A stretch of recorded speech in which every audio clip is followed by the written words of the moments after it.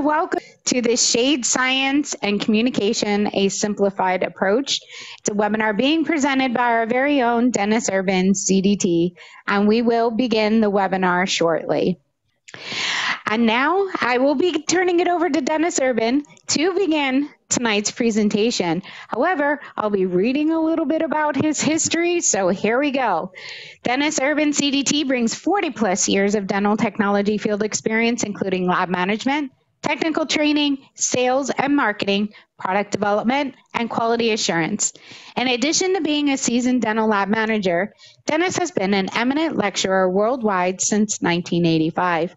His lectures and courses span many areas of dental technology, including denture setups, digital technology, denture processing, lab management, implant overdentures and bar design protocol, all-on 4 and 6 case planning, and chairside conversions, shade communication, occlusion, and soft liners.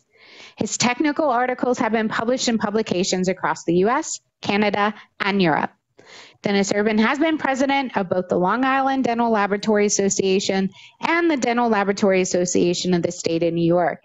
He has served as a Cal Lab board member and is the current board president on the National Board of Certification and serves on the advisory board for IDT magazine. And with that, I get to say, take it away, Dennis. Thank you, Jessica. Thank you, Lisa. And thank you, everybody, for joining us tonight. Man, that was a mouthful, Jessica, man. I'm getting old, man. That's a lot of years, you know, it's like, but I still love what I do, you know, so, and thank you, everybody, for joining us tonight. I know, you know, you have your choices. There's other things you could be doing, and it's nice to have you on board here with us on this webinar. So we're going to get started here. It's going to be, you know, we're going to talk about some of the basic aspects of shade communication, color communication, and color science. But, you know, we have an information-packed webinar tonight. So, you know, we live in a world preoccupied with aesthetics, and the patient is concerned more than ever with the quality of their smile. And this includes aesthetic demands on the maxillary anterior teeth. And a big factor of that superior aesthetic outcome is shade integrity. And dental professionals, including dentists and dental technicians, have their work cut out for them when they're finding a perfect shade match. And restoration match is more critical than ever before. So, and you know, it's tough. You really want to match those shades, and sometimes you're not just using the right protocol. And we're going to go through that tonight, and what the correct protocol is, and some of the tools that you use for that got a great result. So let's get started here. Oops. There we go.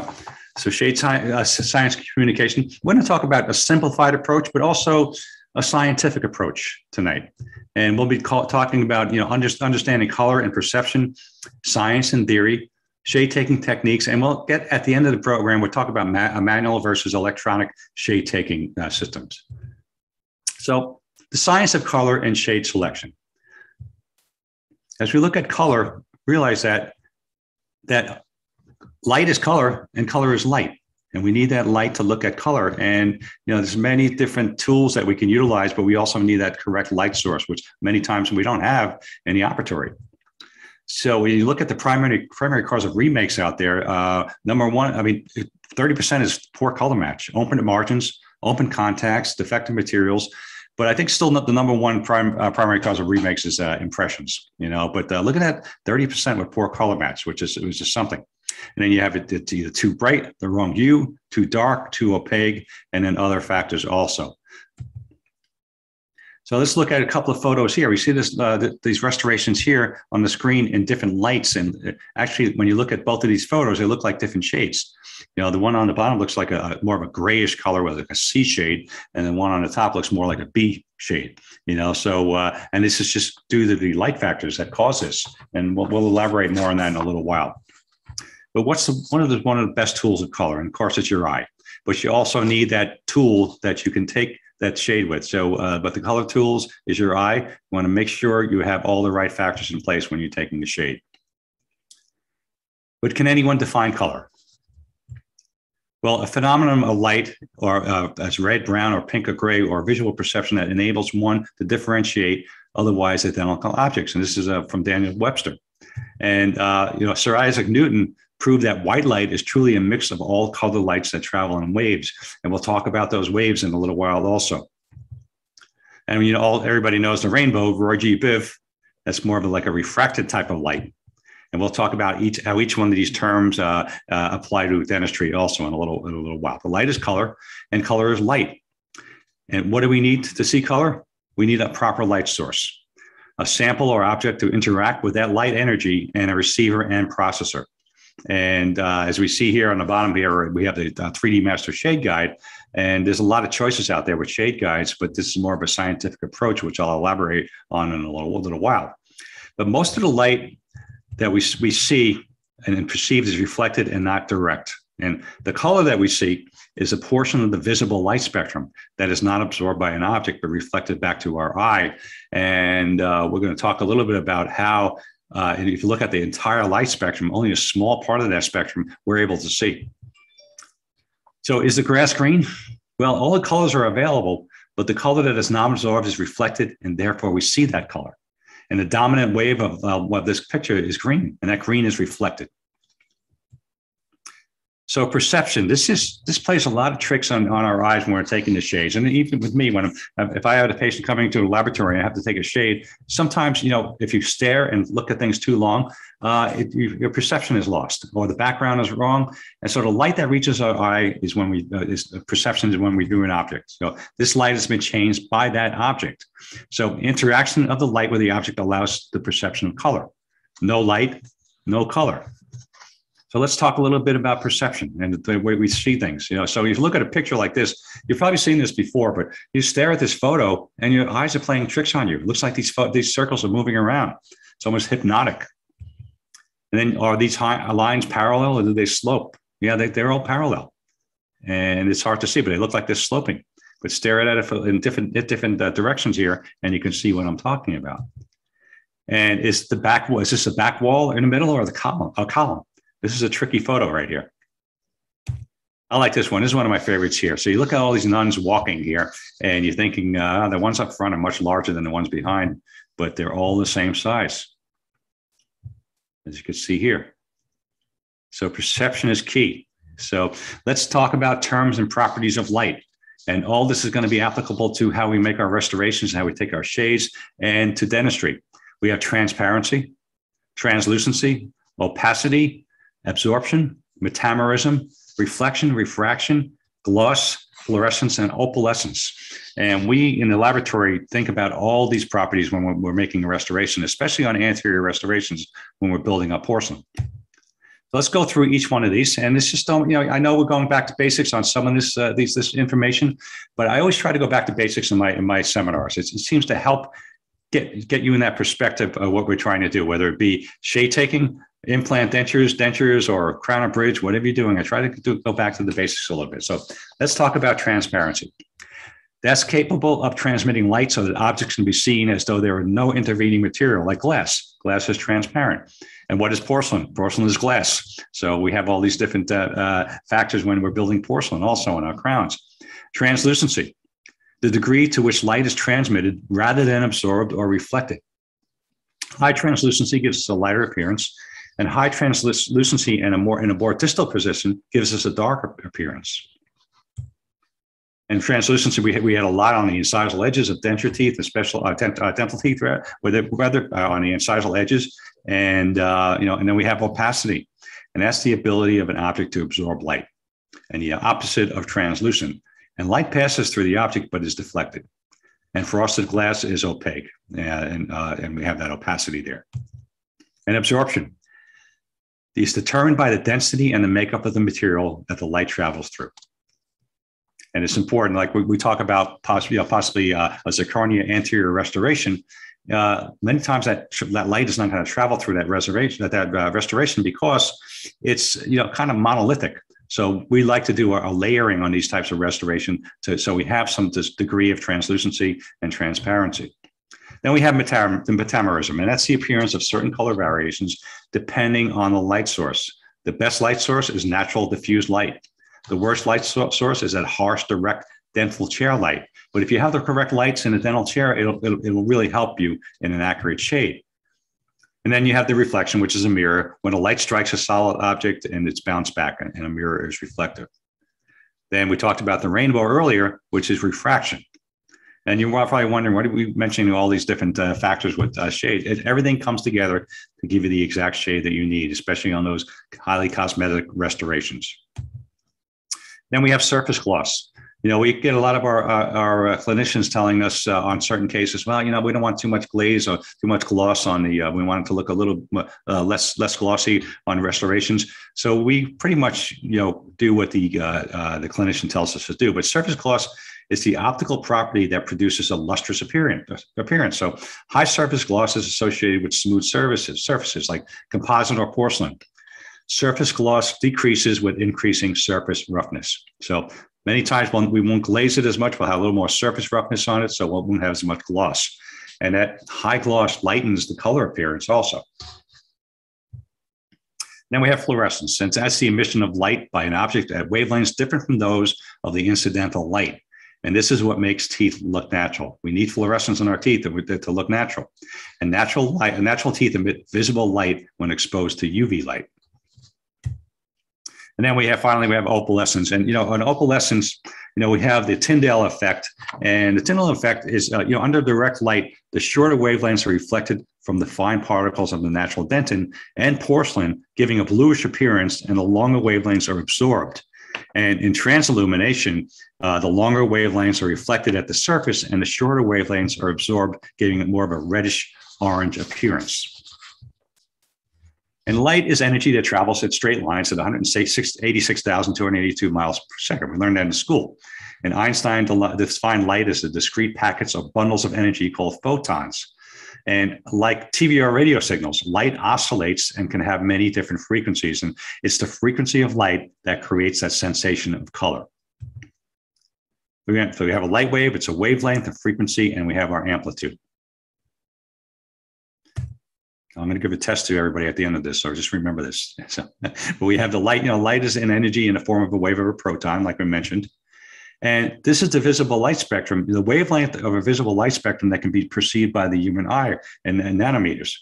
So we're only about 400 to 700 nanometers in the visible light spectrum. And I'm going to show you the different kind of light spectrum in a little while, and I'll show you the visible dental shades that are available within the light spectrum. And the human eye, when you look at the human eye, we have color receptors or cones, and it responds to three colors: red, green, and blue. And then we have our light receptors, which are rods. So we have the color receptors and cones. Light receptors are rods, and it responds to light and dark only. And look at the persistence and latency period with as far as the rod response, which is light and dark.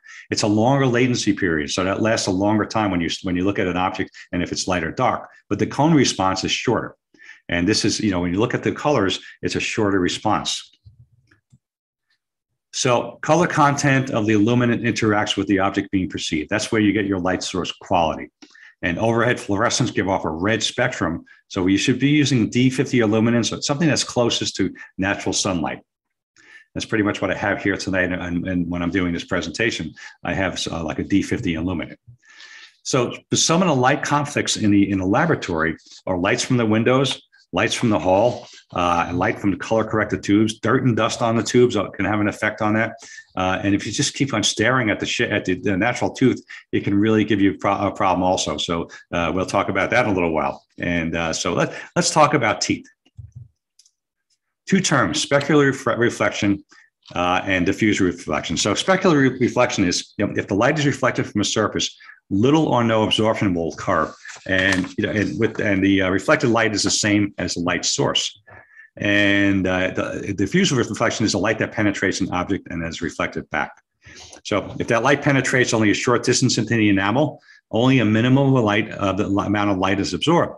And you can quantify the U, but the chroma will be low and the value will be high. That is, the return light shade will be too white. So look at the shape of the tooth here. The shape of the tooth defines where reflection will be. So look at this diagram on the left-hand side. We have diffuse reflection, mirror reflection, incidental light, direct transmission, the translucency. Then we have dentin reduced because of diffuse transmission. So it's amazing how many different variables come into play when we're trying to take a correct shade. So this is why that when we get a shade in a laboratory from you in the dental office, we'd like you to break it down a little bit, especially on an anterior shade. Don't just give like an A2. Let us know what the cervical looks like. Let us know what the mid-range and the incisal edge looks like. This will help us give and match the restoration so we can give you the exact match that you need. So layering and creating various levels of opacity, mimicking tooth structure, that's what we do when we're using our base dentin, and enamel with porcelain. So it takes a long time to learn how to build up porcelain and get it done correctly. So it's an art in itself, as you can see here. So we want to try to build up that porcelain and utilizing that base dentin, and enamel with that more natural effect. So let's understand the communication of color. So one artist solution was Albert Munsell, and he was an artist and a teacher and a powerful and practical observer of light. And Munsell brought order to color. He developed the first numerical scheme, and he laid the foundation for color science. And that color science is being used through a lot of different industries today. So understanding color. The color sphere represents the entire universe in color, and it's scientifically known as the CIE lab sphere or the LCH sphere. And it was created as an international standard for color representation. And its terminology is expressed in nearly every industry throughout the world, like I mentioned, defining color coordinates. And this sphere or globe contains over 10 million color variations within that may be recorded. So to better understand that, let's take a look at this. So you have all these different colors around that sphere. On top, it's more light, more of a value type of color. In the middle, it's more color, hue and chroma. And as we look at this sphere, this CIE sphere has 3 axes. And the lightness or value or colors or brightness at the highest and the top of the pole, and it darkens to the south pole. And I mentioned earlier, that's the value. Then we have the hue and chroma going around the center of the sphere. And chroma is a color richness or saturation. And then it originates from the core and it goes out to the outward edge. And hue is the actual name of the color and rotates around the surface. So this is a really interesting way to look at color. And it's a 3-dimensional model with 3 independent variables. So the visual perception. There's only 100 variations that are visibly noticeable, and in this sphere. And tooth shades fall into a banana-shaped area, and there are approximately 1,000 measurable dental shades. Could you imagine a shade guide with 1,000 shades on it? How long will it take to take a shade? So this is why we're going to talk about that 3D master shade guide, how it's broken down into value, hue, and chroma. It gives you a more scientific approach when you're taking a shade. So let's talk about Munsell's hue a little bit here. And, Munsell's hue is, it's a specific wavelength. It's the basic color of the shade. And the cones in the retina sense color. And it's concentrated within the central fovea, and about 6 million in number. And there's 3 types of cones. So when you have a primary and secondary colors, the primary colors are perceived when one of the red, green, or blue wavelengths are absorbed. And we see red when green is absorbed, and et cetera. So as a secondary colors, they're formed by combining 2 of the primary colors, the red and yellow equal orange. That's one example. There's a lot to consider with this color. And then color blindness, well, it's not really called color blindness anymore. It's color challenges. It's a lack of cones for color perception. And it's a lack of perception on red and green. And for males, it's 8 to 12% of the population. And females, it's only 0.5%. And, it's not seeing yellow or blue is rare. Completely colorblind is very rare. A little story, when I was working with Vita many years ago, I used to go to Germany where they had made their shade guides and their denture teeth, and beautiful facility there in Bad Saching in Germany. And I went in there and I went into the part where they were making their denture teeth, and all the denture teeth were made by hand, one by one, by hand, layered. And I looked around, we had about 30 to 40 technicians. I looked around, I said, wow, there's all female technicians. I said, how come we don't have any male technicians? They said, because of the color challenges that they had with color blindness. And, so the more accurate colors were coming from the way the female technicians layer these teeth. And it really fascinated me. So, and it's a fact, and you look at the denture teeth that they made, it was just amazing that everything was made by hand. Some of them are made by machine today, but it's still being made by hand as we speak. So So let's talk about Cells Chroma, and that's the strength of a color. And it's the distance from the gray color. Candy apple red, chrome yellow, or forest green. It's the quality by which we distinguish strong, saturated colors from weak, achromatic ones. And it's the strength of the color, like I mentioned here. So you can see it here. The strength of this blue color goes from like a grayish all the way to a bluish color. And the value is the lightness of color. We're going to review this a little bit later too, because it's important how we apply this to taking dental shades. And lightness of color, like light green, light red, white, etc. And it's the quality by which we distinguish lighter shades from darker ones. And then we have the Munsell's value. Again, it's the amount of white. And it's commonly referred to as the brightness, and it's measured in shades of gray. And it's most obvious and perceptible to the human eye. We talked about the latency period earlier, and the value lasts the longest when you look at a color, the lightness and darkness compared to actual colors. 120 million rods in the retina for the perception of value. It's a lot of rods. So will you practice 1956 dentistry or 2021 dentistry? The reason why I wrote this is just to show how far we've come with shade technology. There's an old photo here, long time ago. So there's a lot of shade guides out there. I bring up Vita here. We're going to show some other shade guides here because that's pretty much the standard. Dentsply has some great shades. Heraeus and Ivoclar, they had their own shade guides too, but pretty much they're going along with the Vita shades here. And this is one of the earliest shade guides from 1927. And when we talk about the classical shade guide and 3D shade guide, you look at the classical shade guide, when we get to that in a minute, that was really made for denture teeth. And it was really, it went over to the crown and bridge side over the years, and it was being used for crown and bridge, but it was, it's more of a value-based shade guide. And for crown and bridge on anterior restorations, you really need something that's going to be a little bit more than a value-based shade guide. So there's all the different, a lot of different shade guides out on the market. There's other ones too, for your denture shade guides, there's Bioform, BioBlend. You have the, Chromoscope, a lot of different shade guides out on the market there. But, Vita's been the standard for a while here. So let's look at this. Let's look at how we see things, and this is what really makes it so complicated. The you and I, we see things, everybody sees things a little bit differently. So I'm going to show two slides here. I'm going to read this pretty quickly. It says the American Dental Association defines the term evidence-based dentistry as follows. Evidence-based dentistry, or EBD, is an approach to oral health care that requires the judicious integration of systematic assessments of clinically relevant scientific information, evidence relating to the patient's oral and medical condition and history, with the dentist's clinical expertise and patient's treatment needs and preferences. Now, that's a mouthful. That's kind of hard to understand. But if you look at it differently, it's a little bit understandable. I broke it up into different sections here.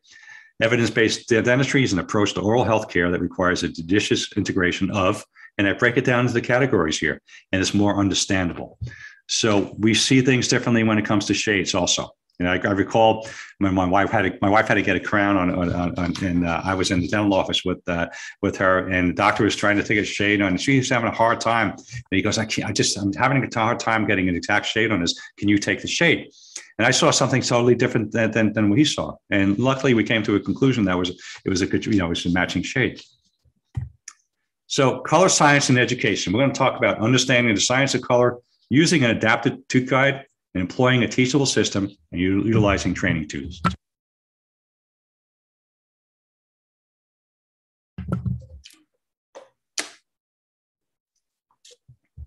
All right. So we'll now look at shade taking a little bit differently from an evidence-based scientific standpoint. So let's look at the current shade systems here on the market here. So the VitaPen Classical Shade Guide is an industry standard since 1956, and it's classic and competitive and shade systems lack uniformity. So, and this is what we had to deal with all these years.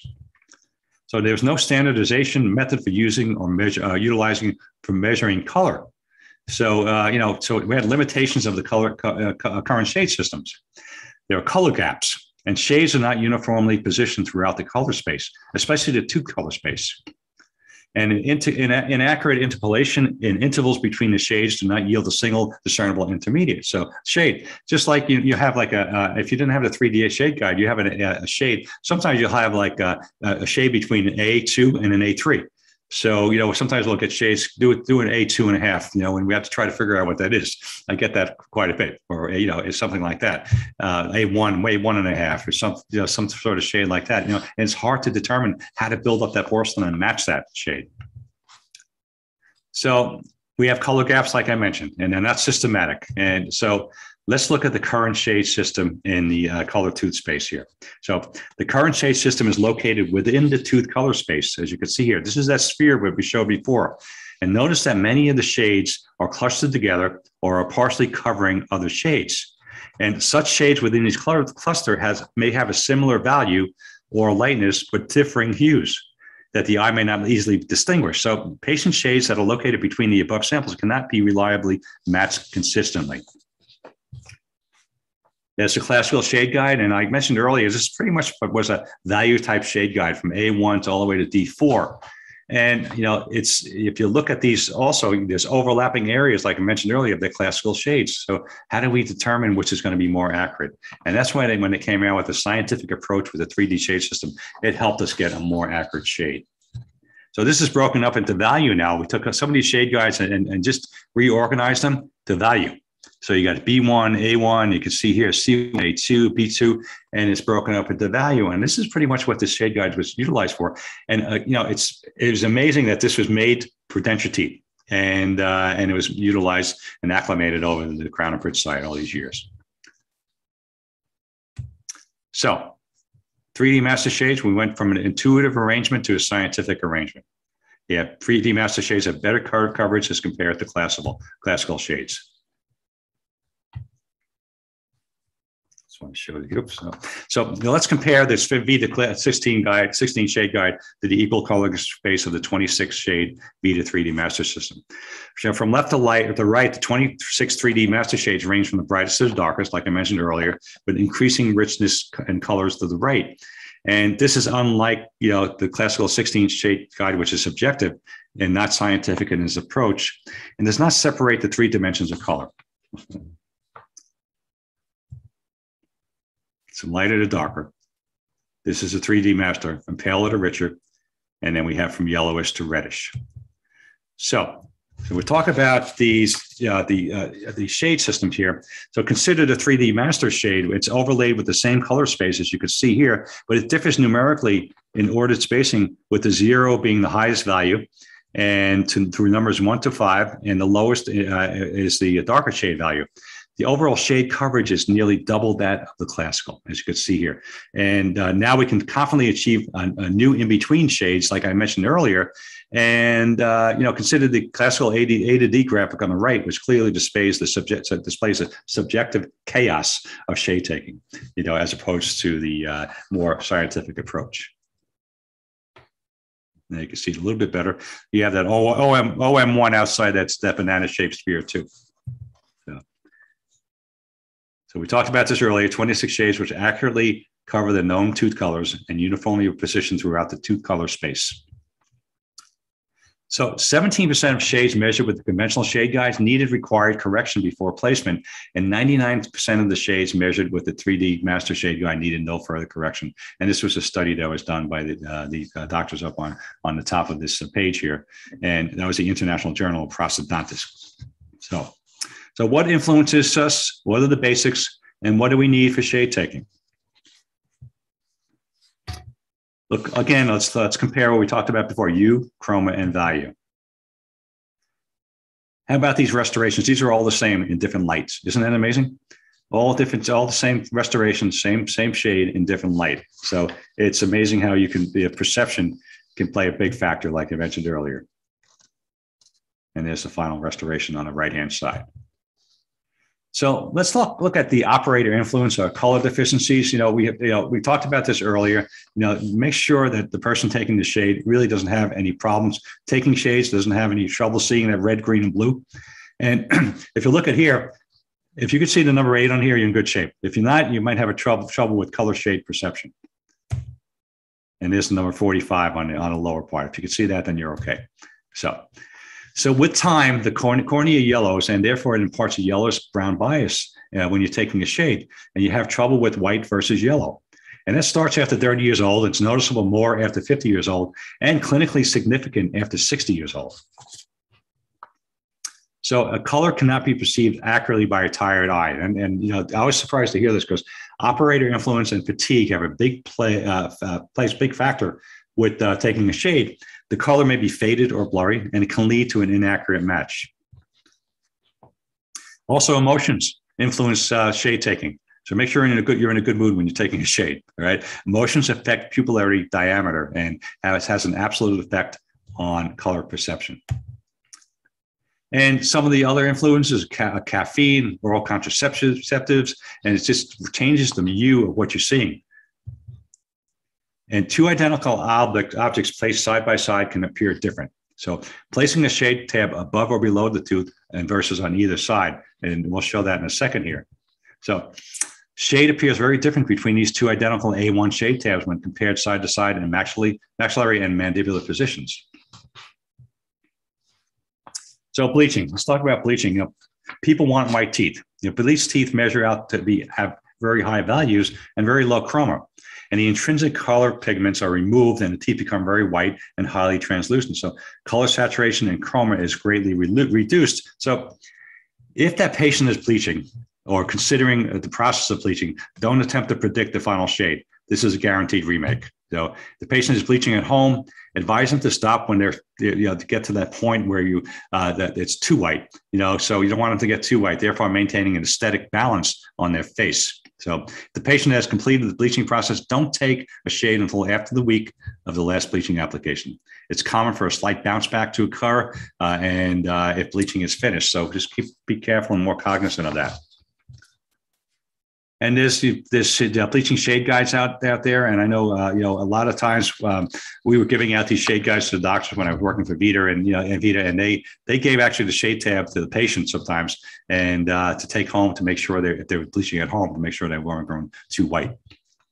Other influencing factors, dehydration, lipstick, bright clothing, patient's complexion and eye color, and of course the patient's expectations. You want to show that patient that shade, make sure the patient's happy with that shade.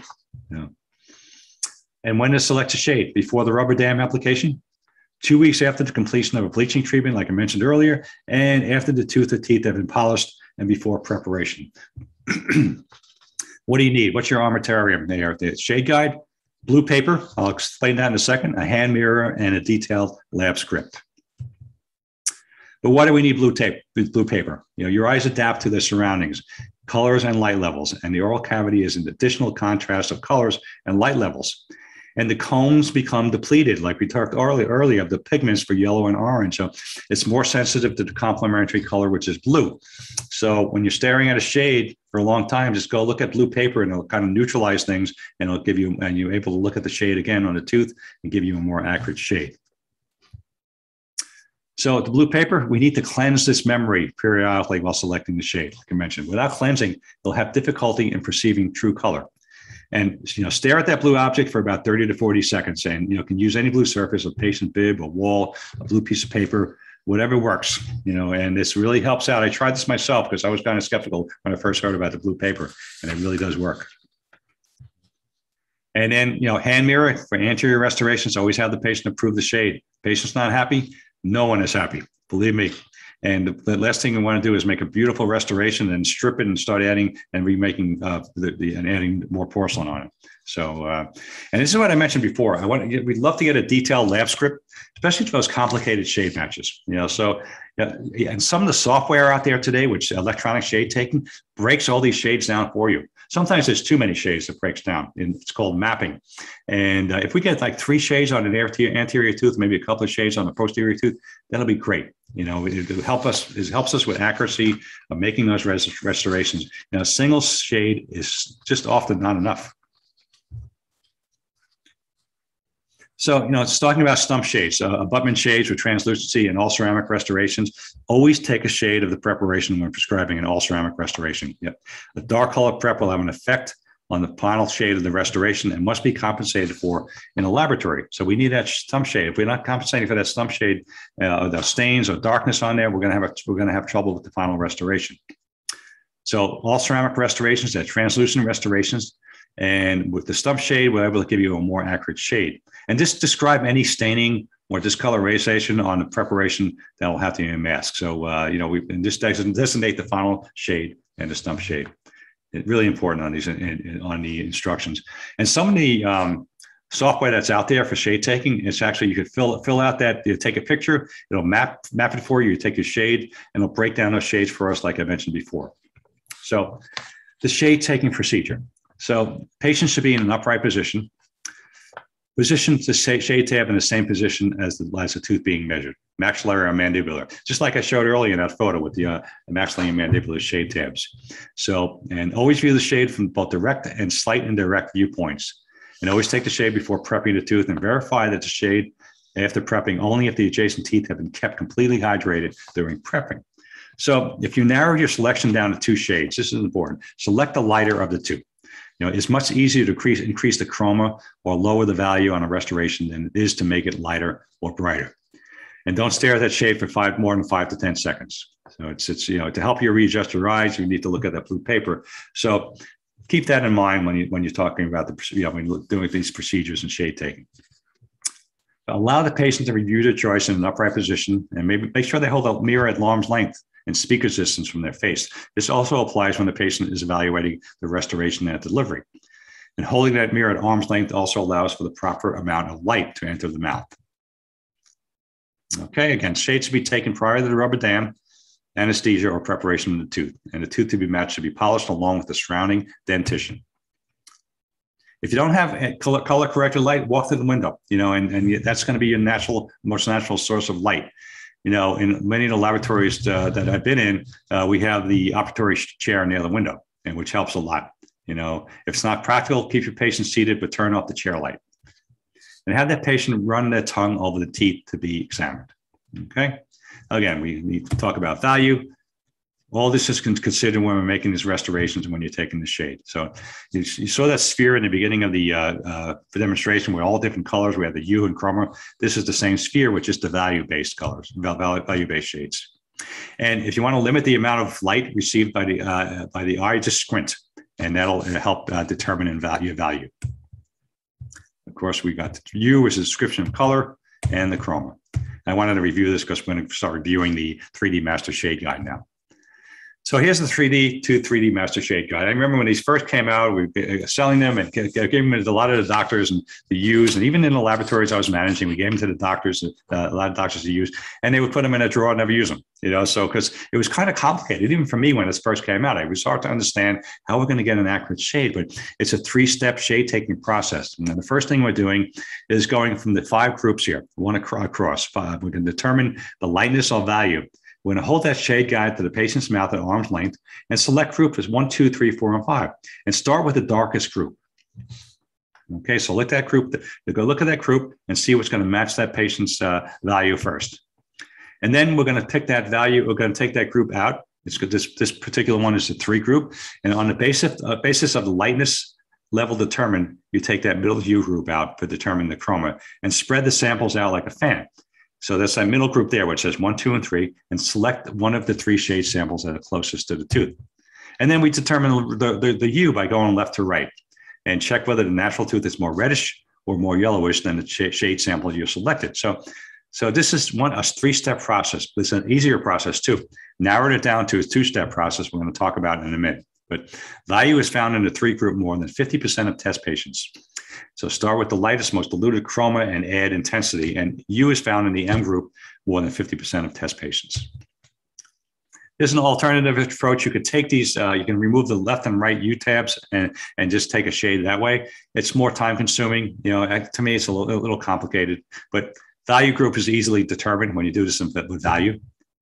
But there's something else called a linear shade guide. And this is, a lot of universities have this now. And it's a faster shade selection process. And basically it comes into, you know, we have all these different groups that you see on the right-hand side, but it's a 2-step process. So what we're doing here, this is the Linear Master 3D Shade Guide. First thing we're doing is we're selecting value. So we have our 5 groups here. We select that value. This happens to be the two section here, the second section. And then we're going to select the chroma and hue in one tab, as you can see here. And that's it. So we went from 3-step to 2-step. So once your selections are made, confirm it with another team member, have the patient look at it. And once everyone is in agreement, write the shade and the patient recommends. Send it and write it on a lab script and send it to the laboratory. So with that, we're going to talk about electronic shade taking, and we're going to touch on some of these now. We don't have enough time to really get into depth about them. We have the colorimeter. We're going to talk about the spectrophotometer and intraoral scanners that are out there. There's a lot of scanners that are taking great shades now also, but there's a lot of different choices out there. And we'll talk a little bit about digital photography. So electronic shade determination. Current applications in industries of paints, textiles, printing, photography, and plastics. And a lot of these types of shade systems, electronic shade systems, are utilized for that. So you go to Lowe's or you go to Home Depot, they're actually using a spectrophotometer type of shade taking system, matching those shades. So many times they'll bring in a shade sample of a painted wall or a paint chip, and they can match those colors. The same thing with dental restorations. Different electronic shade determinations are being used by utilizing these different electronic shade tools. So we have the colorimeter. This has been around a long time. It works like the human eye. It has 3 sensors. It sees red, green, and blue, like we talked about earlier. And all the other colors are mixes of these primary colors. And then we have the spectrophotometer, which I talked about earlier, which you don't need any light at all when you're taking the shade. You can actually take a shade in a dark room to get an accurate shade. But it measures that spectral reflectance, like we spoke about earlier, and has many different sensors, and it's wavelength specific. And it sees the entire visible spectrum of light. And no light source, it's not light source dependent, so you can take this in the dark, actually. So, and this is where we talk about the easy shade. This is one of the tools out there, is the easy shade. This is a whole other course just utilizing this. But if you have an easy shade, or one of the things I get asked a lot about, hey, why is my easy shade? I'm not getting accurate shades anymore. You really have to update the software and make sure it's calibrated every time you use it. So you're going to position the tip onto the most influential base shade. And we take 3 different shades. We take the cervical, the midsection, and the incisal edge. And then it'll give us the shade. It'll give us the Vita Classic shades, and it'll also give you the 3D Master shades. And this in conjunction with the software they recommend, will give you a breakdown of those shades in a mapping type form. And then it also can fill out a prescription and send it to the laboratory. And a lot of the other systems have the same type of RX and software that you can do and use that mapping. But like I mentioned earlier, you can take this shade in a dark room because the light is right against the tooth, and it transmits and goes. It hits the tooth and reflects back to the spectrophotometer. So it uses multiple miniature spectrophotometers like you see here, and allows accurate shades to be taken regardless of lighting conditions. And I used to use this system a lot when I was doing quality control in the laboratory with Crown Bridge. And these restorations would come up to QC, and I'd zap the restoration, and it would give me the shade, and it worked out great, and told me where I was deficient in certain areas.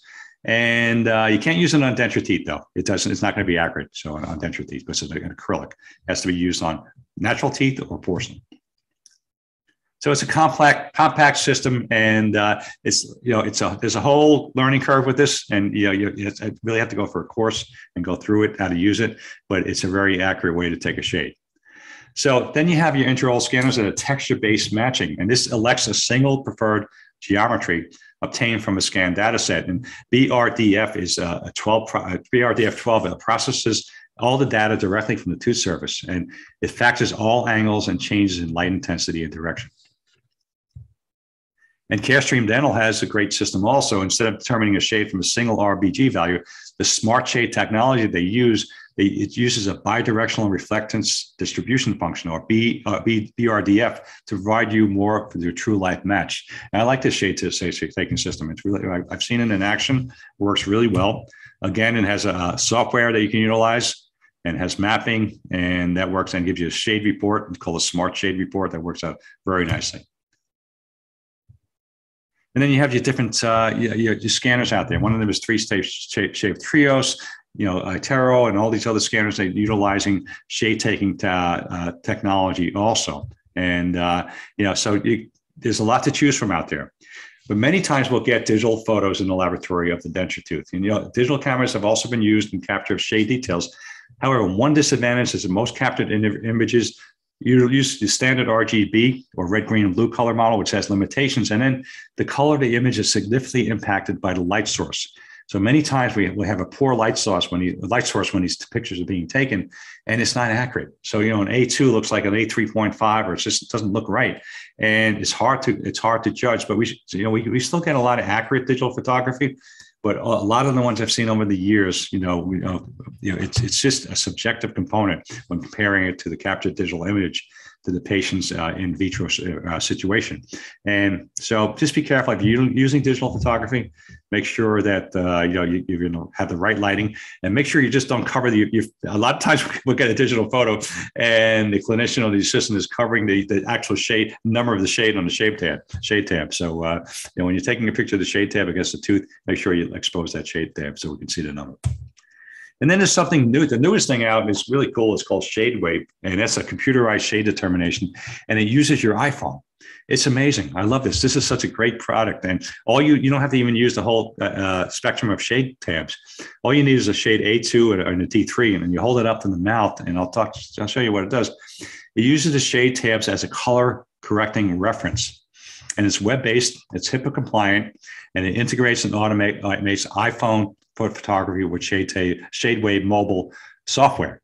And all you do is hold it up to the patient's mouth and say, take picture. And it takes the picture, it sends it to your computer. You can look at the computer and make sure the shade looks good. It determines that shade from those two shade tabs as a reference, and it automatically sends that right to the laboratory. So it's pretty cool. It's really amazing how it works. And you can see on the left-hand side here, the two tabs being held against the teeth here. And you just say, take picture, and it takes the picture, and you can send the information right to the computer and into the laboratory. And it's a direct transfer to the laboratory in real time. So if you're talking about a case or really doing case planning, you can in real time talk to the laboratory while you're taking a shade. Real simple technology. You can go to their website. I think I'll show you the website at the end there. And any one of these products that I showed earlier, go to their website. There's more information there also. So 2 mouse clicks and all the shades come up on the screen, and you have mapping, as you can see here, with that Dental Assist software. This particular case here, this one tooth here, you can see there's a D2 in the cervical, A2 in the midsection of the tooth, and you have a combination of A1 and BL4. All this is broken down, and it's great. So we have, it gives us an idea of how to build the porcelain correctly and layer that porcelain to match the exact shade that the patient has. And there's the information here on the screen, it's shadewave.com. So in conclusion, shade matching of dental restorative materials with natural teeth is vital to producing restorations that are natural looking. And patients expect the clinician to restore missing or broken teeth down to an acceptable aesthetic appearance. And a better understanding of the physical and physiological processes involved in human color vision, color theory, and shade science should enhance an appreciation of the challenges associated with tooth shade selection. So with that, I'm going to see if there's any questions. I want to thank everybody for joining us tonight. I know I had a lot of information there. I went through it quickly. We only had an hour though. So this turns into like a 2 or 3 hour course at times too, and we actually have when we do this in person, we're utilizing some of these electronic tools and some of the traditional tools and lighting, and everybody participates and they're able to take an accurate shade. But I want to thank you for joining us tonight. If you have any questions, I'm here to answer any questions, or you can always email me at durban@dentalservices.net.